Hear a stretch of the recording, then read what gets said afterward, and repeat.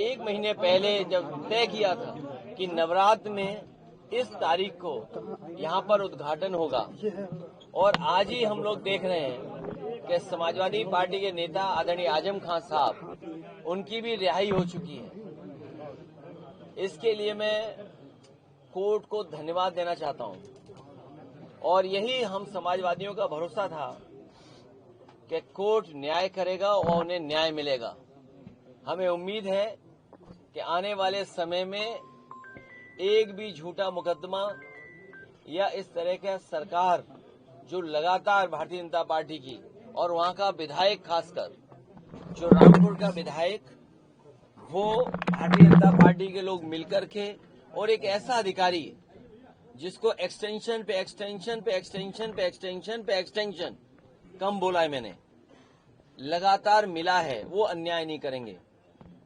हमारे समाजवादियों के लिए खुशी का समय है कि जहां पर वो आज रिहा होकर के आज जेल से रिहा हुए हैं। वो सर, ये कुछ चंडू थाने की खबरें चल रही थी कि आजम खान साहब बसपा के नेताओं से संपर्क। देखिए, आदरणीय आजम खान साहब समाजवादी पार्टी और समाजवादी पार्टी के संस्थापक नेताजी और हम लोगों के साथ, और भारतीय जनता पार्टी का मुकाबला करने पर आज से नहीं, न जाने कब से सबसे बड़ी भूमिका उनकी और समाजवादियों की रही है।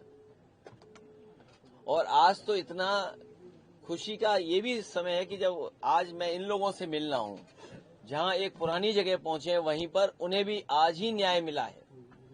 और हमें उम्मीद है कि आने वाले समय में उनके सभी मुकदमे खत्म होंगे, और समाजवादी सरकार बनने पर जिस तरीके से मुख्यमंत्री जी ने अपने मुकदमे वापस लिए हैं, उन्होंने न केवल अपने मुकदमे वापस लिए हैं बल्कि डिप्टी सीएम के भी मुकदमे वापस लिए हैं, तमाम भाजपाई नेताओं के मुकदमे वापस लिए हैं।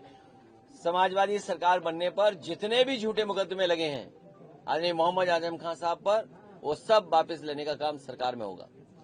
खाली आजम खान साहब थे या फिर तमाम ऐसे लोग और भी हैं जिन पे नहीं, जो जिन पत्रकार साथियों पे भी झूठे मुकदमे लगे हैं उनको भी छोड़ा जाएगा। और भाई, आप पे इनकम टैक्स हो, ईडी हो, उसमें भी आपकी मदद होगी।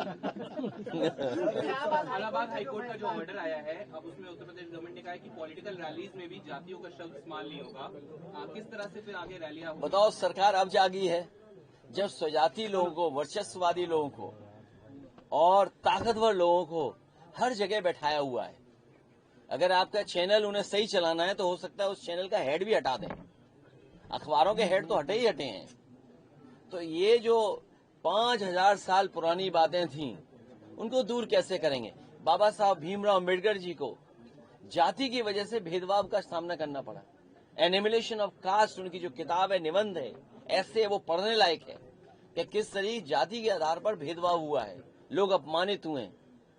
डॉक्टर राम मनोहर लोहिया जिंदगी भर इस बात को कहते रहे कि जाति तोड़ो, समाज की व्यवस्था बने, और जाति तोड़ने का काम हो। नेताजी लगातार इस बात को करते रहे, संघर्ष करते रहे, हम सब लोग जोड़ते रहे। कभी बहुजन समाज के नाम पर हम सब लोग जुड़े एक साथ, और आज भारतीय जनता पार्टी पीडीए से घबरा